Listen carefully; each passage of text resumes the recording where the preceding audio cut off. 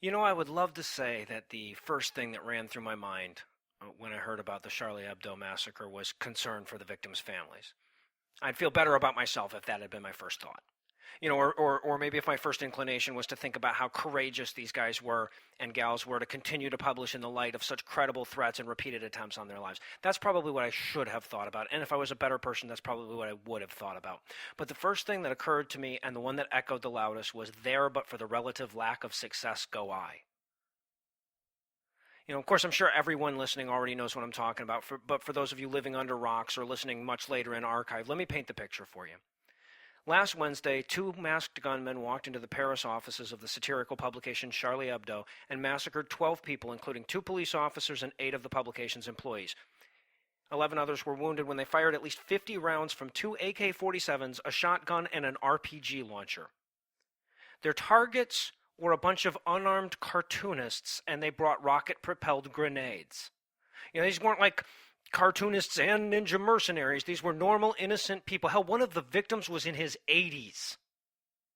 In my mind, the only way this act gets more cowardly is if the victims were school children, which, of course, Muslim terrorists have also targeted. A sane person would think it impossible to switch off the part of your brain that tells you that when you murder unarmed octogenarians with grenade launchers, you're the bad guy. A sane person would know that there's no offensive ink that justifies a retaliation in blood. And while we're at it, a sane person would probably also accept that you don't get a buy one, get 71 free deal on posthumous virgins if you kill enough of the people that pissed God off. So clearly the goal here was to kowtow the Western media, to subvert criticism of their preferred brand of bullshit through fear. And while their damn near canonization of their victims certainly constitutes a backfire, if you've been following the media coverage of this story, you'll know that there are plenty of media outlets in the West that come pre-kowtowed.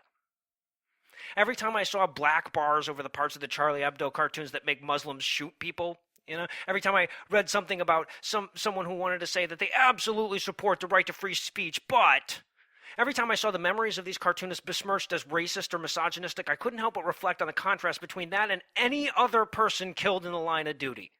And make no mistake here, these were satirists killed in the line of duty. These were my brothers and sisters in arms, people who took a pun to a sword fight, people who fought the absurdity of religious zealotry with the most natural reaction to absurdity, humor.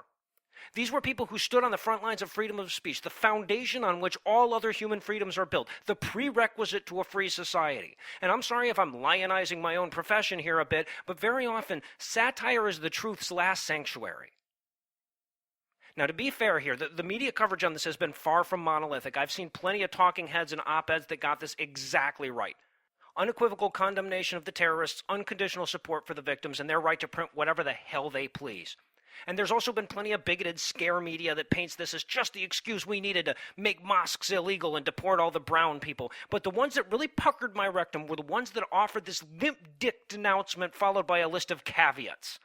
People that would never endorse violence, mind you. They would never fault somebody for free expression, but the cartoons were racist and sexist, and they marginalized an already marginalized group, and they were intentionally antagonistic. And what did these guys expect? And to everybody who penned one of those pieces or nodded along when they read one, fuck you. From the bottom of my heart, fuck you. Firefighters know what to expect, don't they? And yet, when they die in the line of duty, we don't temper our grief with a reminder that, they knew that building was on fire when they went in. We simply admire the courage it took to go in anyway. So what if you don't agree with their message or their approach? If a cop was killed enforcing a law that you didn't agree with, you certainly wouldn't go any more lenient on the killer because of it. And as to the charge that the cartoons were racist, the honest truth is I don't know. But I do know that a lot of people could walk away from this show calling Heath and me racists and sexist. I don't speak French, so I can't say for sure. But even if they are racist, why the fuck would you even bring that up?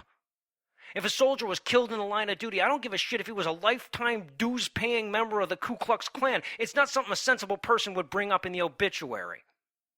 Now, granted, in a sane world, cartoonist would never be considered one of those dangerous, putting your life on the line types of jobs, so it might sound absurd to compare them. But it was in this case, and the victims knew that it was. This publication was firebombed back in 2011 over an edition guest edited by Muhammad, and even that wasn't the first time they were attacked by Islamic zealots. These people courageously elected not to give in to the threats, not to muffle their voices. And it wasn't just terrorists telling them to tone it down either. French politicians had urged them to be a little less offensive. Other publications had condemned them for being too antagonistic long before this attack. And as odd as it might sound that someone chose to draw fucking cartoons even at the risk of their own life, one's inability to comprehend it doesn't make it any less valiant.